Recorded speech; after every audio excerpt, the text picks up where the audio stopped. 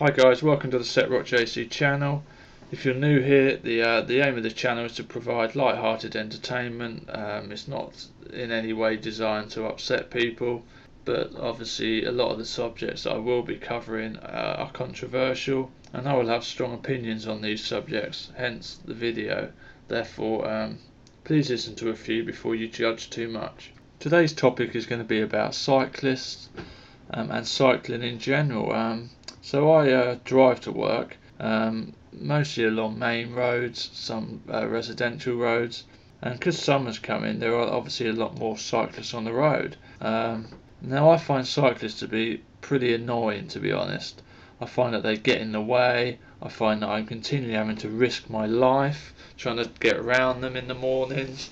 So some of them have no concept of the motorists on the road. All they're worried about is themselves. It's like you give them a high-vis jacket and some lycra and they think they're the bloody Terminator.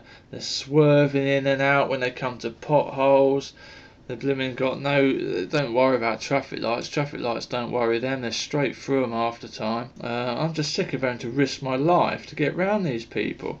So half of them don't even use lights in the winter. I don't know how we're expected to see them. They're going along these small country lanes, residential roads, no lights on, and if they have got a light and they've got one on the front, they haven't got them on the back. Basically they're only worried about seeing where they're going. They're not worried about us seeing them, like the risk is that way around. It's like, I think we cause more trouble by not seeing you than you not being able to see. And some of them, even when they have got lights, I saw a bloke the other day, he must have had about 15 lights on, and I don't know what they power these lights with nowadays.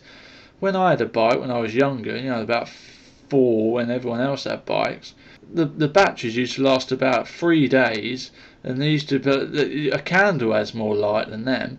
Nowadays, they must be powered by nuclear reactors or something. They're so bright, they're coming up behind you, you're in your car, they're dazzling you. Half the time they're not even looking at the floor, they're pointing straight ahead. He had lights on his hat, he had lights on his bags, on his bloody legs, on his arms. It's like Blackpool. It's like, alright mate, I think we can see you now. Maybe if you've got enough money for all them lights, you should think about buying a car or getting on the bloody train. A lot of the time there's cycle lanes. Some of these cycle lanes are actually on the pavement, but they ignore them. They'd rather cycle on the road and get in everyone's way. They're just annoying. Why do you need to cycle on the road when there's a perfectly good cycle lane there? Understandably, you shouldn't be cycling on the pavement because I understand that's illegal. But when there's a cycle lane that's been designed for you, that's safe for you, then get on it, because you're just causing other people worries in the morning. The amount of times I've nearly had head-on collisions with cars coming the other way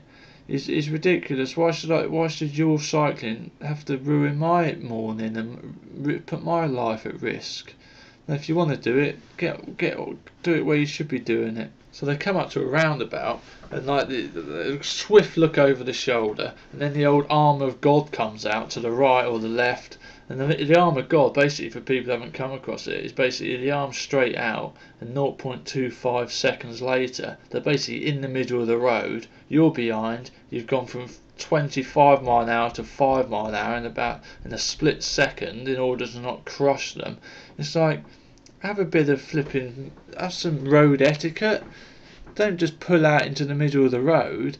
It's like they don't understand that the vehicle I'm driving can potentially squash them to a pulp.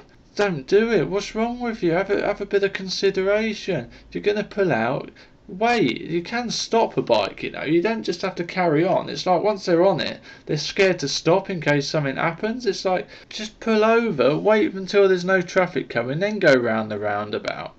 And when you're going round, indicate. There's nothing worse than bloody cars not indicating, let alone cyclists. No one knows where they're going unless they're indicating. So I did a bit of research into cyclists and accidents, because I'm pretty sure that they must cause a hell of a lot of accidents.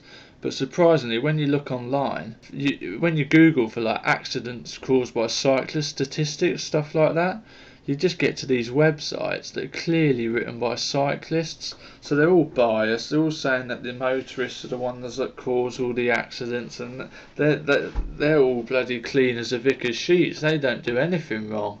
It's like, oh yeah, it can't be us. How can it be us? We're the small person on the road. We don't have any rights. Yeah, well, you might not have any rights, but you can still cause accidents. And unlike motorists, we have something called insurance, and we pay something like tax to be on the road. They should start taxing them.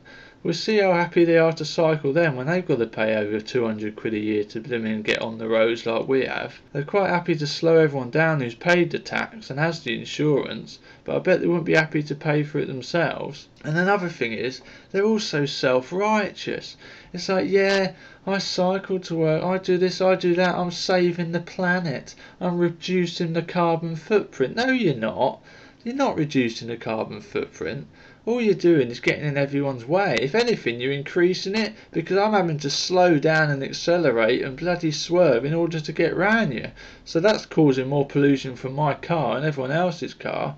So if anything, you're increasing it. Tax them. That's what we should do. We'll see how keen they are then to save the planet. Anyway, the planet's alright. The planet's been here for quite a bit of time. I don't think you need to worry about it. I don't think you riding a bike's really going to make a great deal of difference to the planet. And your bloody carbon footprint, no one knows what that means. Carbon footprint. Oh yeah, carbon footprint, trying to alarm a carbon footprint. Yeah. If you're worried about the carbon footprint, you've obviously got a big hole in your life that you need to fill with something else. Because life, you're only living once here.